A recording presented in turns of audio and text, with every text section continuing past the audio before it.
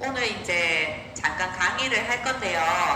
오늘 강의의 주제는 한국 국호의 유래입니다. 그래서 우리나라 이름이 뭐예요? 대한민국. 예.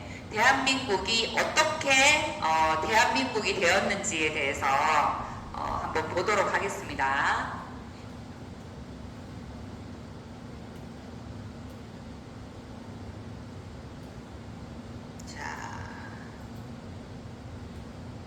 네. 화면 잘 보이세요? 눈부시세요? 괜찮아요? 자, 대한민국 또는 한국이라고 하지요. 대한민국은 한국에게 대와 민을 붙였습니다. 그래서 대는 크다라는 뜻이고요. 민은 이제 우리 국민이 주인이다라는 그런 뜻이 있습니다. 대한민국이라는 말은 100년 전부터 사용되었어요. 그렇게 길지는 않지요. 그리고 이전에는 오랫동안 한국이라는 말을 많이 사용했습니다. 자, 이 한자가 무슨 뜻일까? 그래서 우리 많이 쓰는 단어죠. 한글, 위에 한옥, 한식, 한복, 한약. 네, 한자 되게 많이 쓰고 있습니다. 근데 우리 보통 왜 한매 쳤다 할 때 그 한, 이 한과는 이 한자가 다른 한자예요. 이 한은 원하는 것이 이루어지지 않아서 막 이 억울한 감정 그런 것을 한이라고 하고요. 우리가 얘기하는 이 한의 뜻은 하나, 이거 같이 한번 읽어보실까요? 시작. 하나, 크다, 밝다, 많다, 전체, 가운데, 하늘. 네, 이런 뜻이 있습니다. 자, 하나씩 볼까요? 자, 하나. 그래서 하나라고 했을 때 한 명, 한 개 할 때 그런 하나라는 뜻이 있고요. 두 번째는 크다 할 때 우리가 한길, 네, 넓은 길, 우리가 한숨이라고 하죠. 크게 네, 큰 숨. 한탄강은 큰 강, 한천은 큰 냇가. 그래서 이렇게 크다라는 뜻으로 쓰이고 있고요. 우리가 할아버지 할 때도 원래는 한 아버지였습니다. 그래서 아버지의 아버지, 아버지보다 더 큰 아버지. 그래서 한 아버지, 또 한 어머니 할 때 이 한도 크다라는 뜻으로 원래는 유래가 됐고요. 또 하나는 밝다라는 뜻이 있습니다. 그래서 화나다, 광명, 밝다. 경상도 사투리에도 하나다라는 뜻이 있는데요. 이게 밝다라는 그런 뜻이 있어요. 자, 이 화나다 할 때는 한자, 예, 한자가 이 두 가지로 이렇게 쓰여진다고 합니다. 그래서 이 실제로 우리 한국 할 때 이 한자는 태양이 떠오르는 모습을 한이라고 하고요. 요 한자가 환으로도 불리는데 우리가 뭐 한웅 할아버지, 한인 할아버지 할 때도 이게 한이냐 환이냐 하는데 이제 구분 없이 여기 보시면 나무 옆에 해가 떠오르는 모습, 이 나무 목자 옆에 이 태양 하루 해 일자가 떠오르는 모습이라고 해서 광명, 화나다 하는 그런 의미가 있습니다. 그래서 밝고 크다, 우리 한강, 밝고 큰 강, 한수, 밝고 큰 강이라는 뜻이고요. 한양, 한성, 이 모두 밝고 큰 곳이라는 그런 의미가 있었는데 잘 모르셨죠, 여태? 예, 그냥 지명으로 쓰고. 자, 그래서 이 한은 밝고 크고 영원한 근원의 세계를 얘기합니다. 그래서 우리 선조들이 하나의 밝은 근원의 세계를 하나, 하늘, 한월, 한울 등으로 부르셨는데요. 이 그 하나의 밝은 근원의 어떤 스피릿, 정신에다가 님자를 붙여서 우리가 한님 또는 하느님, 하나님이라고 불렀습니다. 그래서 요즘은 지금 하나님 그러면 어떤 특정 종교의 어떤 대상이 아니라 원래는 이 밝고 크다, 어떤 근원이다, 하늘이다 라는 것에다가 님을 붙여서 한님, 하느님, 하나님 이렇게 불러왔어요, 우리 선조들이. 자, 그래서 한국은 밝은 나라, 큰 나라, 하늘나라라는 그런 의미가 있습니다. 그래서 우리 국민들의 양심이 밝고 큰 나라, 밝고 큰 정신을 가진 나라를 한국이라고 해왔어요. 근데 이제 이 한국이라는 이 나라가 원래는 1만 년 전부터 있어 왔습니다. 그래서 이 조대기라는 책에 보면 옛날에 한국이 있었는데 백성들은 부유했고 그 한국을 다스렸던 한인께서 사시면서 널리 그 나라를 조화롭게 했고 굉장히 전쟁이 없게 했고 이랬다는 내용이 이 조대기에 있다는 것을 한국본기라는 책에 이렇게 서술이 되어 있습니다.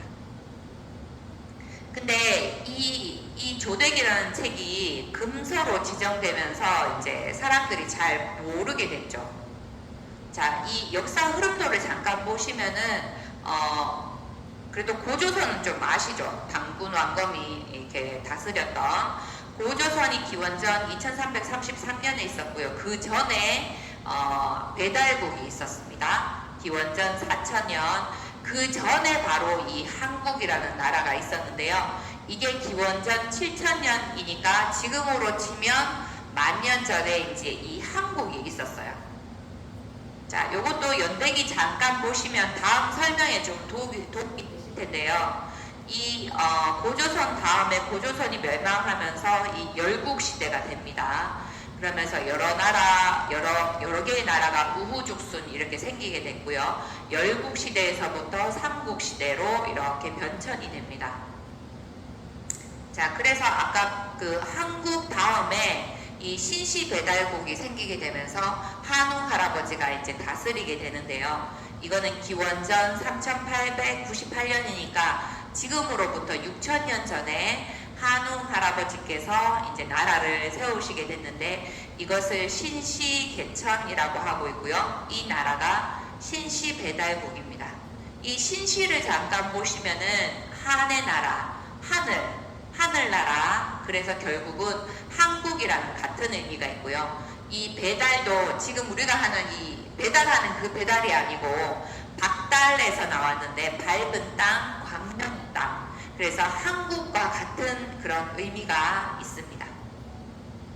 자, 그 다음 나라가 바로 고조선이죠. 고조선도 이 밝은 나라라는 뜻이 있는데요. 당군 왕검이 이제 고조선을 개천했고 이 개천절이라고 하죠. 개천, 하늘을 열고 나라를 열고 사람의 마음을 연다는 그런 의미가 있습니다.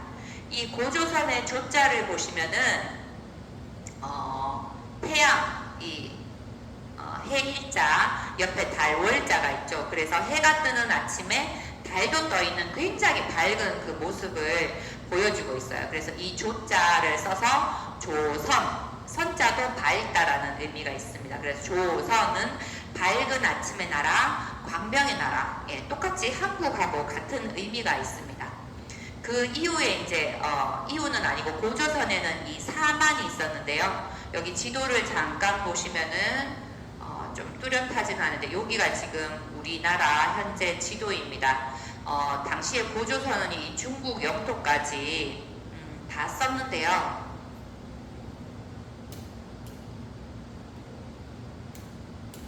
네, 이제 좀 보이시죠?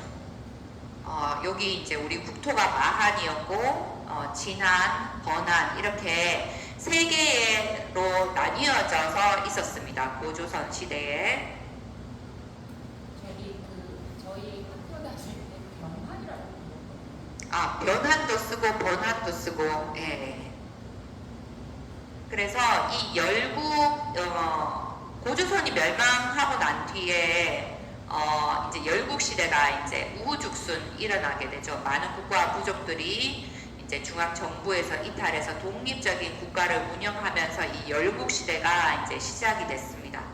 그래서 이 병합을 당하면 국가가 없어지고 노예가 되기 때문에 이 국가를 유지하기 위해서 경쟁하고 다투는 이 전란의 시대가 시작됐는데요.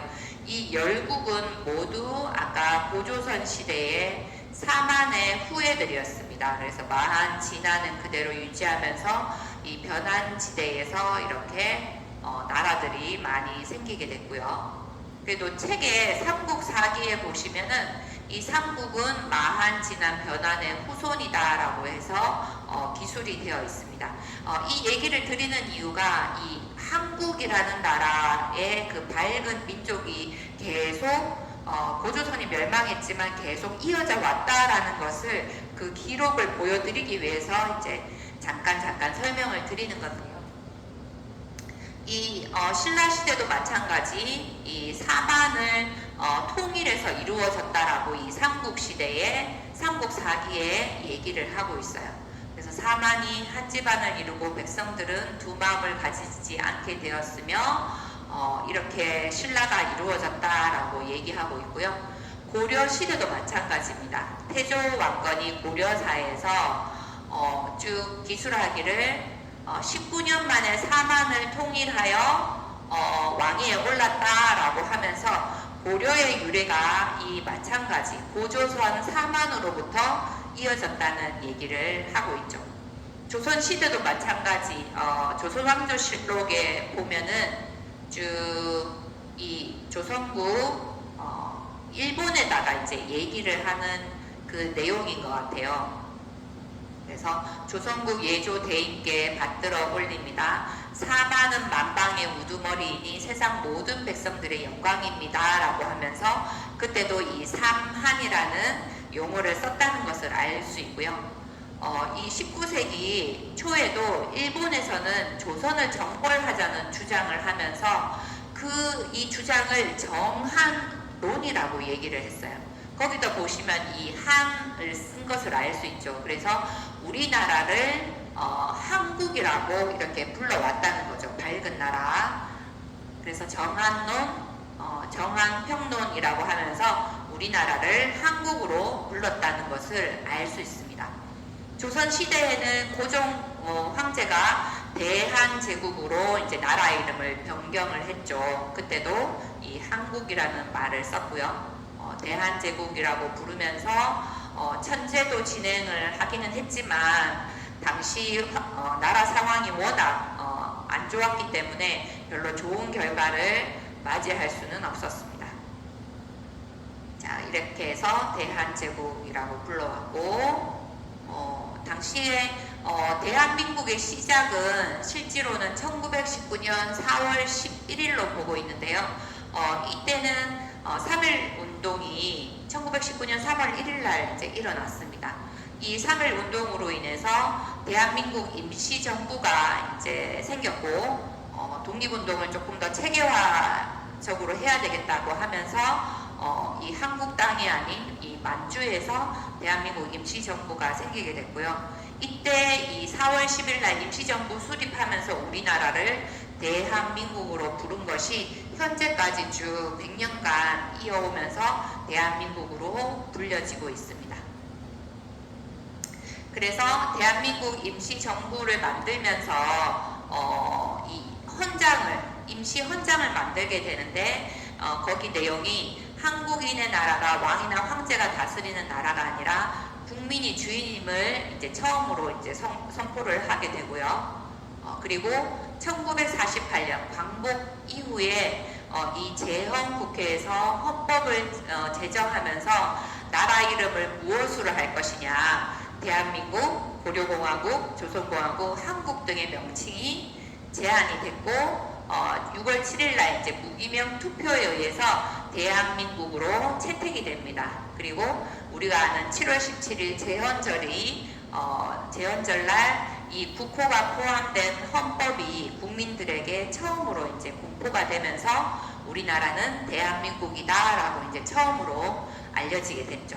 그래서 그거를 금간으로 해서 8월 15일 날 대한민국 정부가 이제 임시정부가 아닌 정부가 수립이 됐죠. 그래서 국가의 그 성립의 3요소가 영토가 있고 국민이 있고 주권이 있어야 되는데 이 8월 15일 드디어 대한민국 정부가 완전한 국가로 이제 탄생을 하게 됩니다. 그래서 이 국호는 각 나라에서 그 자국민들의 자긍심을 높이는 그 용도로 이제 활용이 되는데요. 아시다시피 중국은 이렇게 중화 사상이라고 해서 중화 세계의 중심이 우리나라다라고 하면서 이제 이렇게 쓰고 있고요. 일본은 태양이 뜨는 나라라고 하면서 자국 국민들의 자긍심을 높이고 있습니다. 그래서 우리나라는 바로 대한민국이라고 해서 밝은 광명의 나라라는 뜻으로 우리의 양심이 밝고 국민들의 마음이 밝고 환한 나라다. 그래서 우리만 이렇게 밝고 환한 게 아니라 우리에게는 뭐가 있죠? 홍익인간 사상 있죠. 홍익인간 이화세계. 그래서 우리뿐만 아니라 전 세계 모든 나라가 이렇게 밝고 큰 마음을 가질 수 있도록 할 수 있는 이 큰 정신이 우리에게 있습니다.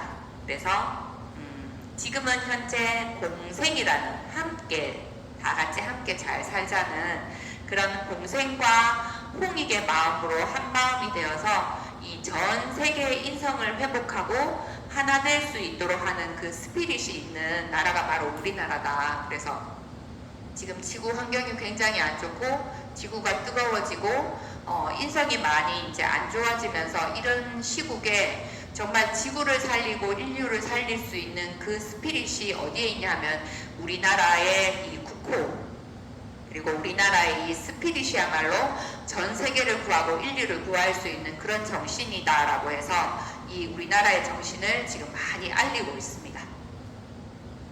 자, 그런데 이 우리나라의 정신이 제주에 그대로 녹아 있어요. 그래서 제주에 있는 그 원래의 정신이 이런 곳에서 또 유래되어서 또 제주가 이렇게 개척을 하고 공동체 정신으로 발전을 해왔습니다.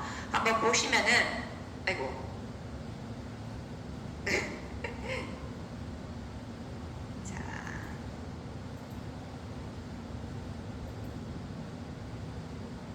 네. 순우름 문화 이제 많이 들어보셨을 거예요. 존양정신, 정랑문화, 산무정신 이렇게 있는데요. 먼저 순우름 문화부터 보겠습니다. 순우름 문화에서 순우름은 서로 돕다라는 제주 방언인데요. 육지에 있는 품앗이와 비슷하지만 좀 다릅니다. 기본 개념은 내 개인이나 한 가족이 해결하기 어려운 일들을 이웃과 함께하는 협동 문화를 얘기하는데요. 이렇게 뭐 지붕에 이렇게 지붕을 이렇게 개량한다든지 밭농사, 모내기 농사, 뭐 김장 이런 것들을 마을 사람들과 함께 한다는 의미가 있지만 제주도는 특별히 노동력을 넘어서 이 정신적으로 서로 보살피고 정서적 유대를 강화하는 굉장히 중요한 역할을 해왔어요. 이 존양정신에도 있는데요. 존양이라는 말은 전략한다는 제주 방언입니다. 그래서 이 물을 이제 멀리서 이렇게 짊어지고 와서 이제 물을 쓸 수가 있었는데 이 한 방울이라도 흘리지 않기 위해서 이렇게 주둥이가 굉장히 좁은 이 물 허벅을 이용해서 이제 물을 이제 지어 날던 거죠. 그렇게 이제 절약을 해왔고 또 수명이 다한 물건을 이렇게 이렇게 버리지 않고 다 파헤쳐서 새로운 용도로 재활용해서 사용하는 그런 지혜가 있었습니다. 그래서 최근에도 계속 이렇게 물허벅으로 이렇게 지어 나르고 하셨다고 해요. 이렇게 했던 이유는 또 마찬가지 척박한 토양과 자연재해로 인해서 풍족하지 않다 보니까 작은 것도 아끼고 이제 소중하게 쓰는 삶의 태도가 이제 배양이 되어 오셨던 거죠. 근데 이제 이게 나만 전략해서 잘 살자 이런 것이 아니라 이 끼니 때마다 쌀을 한 술씩 덜어놨다가 이 뜻밖의 이제 이웃에서 어떤 이제 이렇게 곤란한 일이 있거나 어려움이 있을 때 부조나 이제 이웃 도움의 목적으로 이렇게 사용을 했대요. 그래서 이 제주도의 순우름이나 존양 정신은 단순히 나나 이제 우리 가족들만 생각하는 게 아니라 우리 이웃이 다 함께 잘 살기 위한 이 정신으로 이어져 왔다는 거죠. 그리고 그것이 굉장히 독특하다고 볼 수 있습니다. 다 함께 아까 얘기했던 그 한국의 한이 공생과 홍익을 이야기했던 것처럼 이 존양 정신이나 순우름 정신에도 다 함께 잘 살기 위한 이 정신적인 스피릿이 있는 그런 문화였다는 거죠. 네, 굉장히 저는 이거 보고 제주도 되게 다시 봤습니다. 이거 정말 배워야 되겠다라는 생각을 했고요. 정락 문화는 이제 이렇게 자신의 집 앞에 이렇게 표기를 해뒀습니다. 자, 이렇게 세계면 멀리 외출 중이다, 저녁 때 돌아온다, 금방 돌아온다, 집에 있다라는 것을 이렇게 문 앞에 표시를 했는데요. 이것도 보면은 이 산모 정신하고 굉장히 관계가 있었습니다. 산모 정신이 뭐죠? 한번 같이 읽어보실까요? 무문, 무도, 무걸. 그래서 문이었고 도둑이었고 거지가 없다라는 뜻인데요.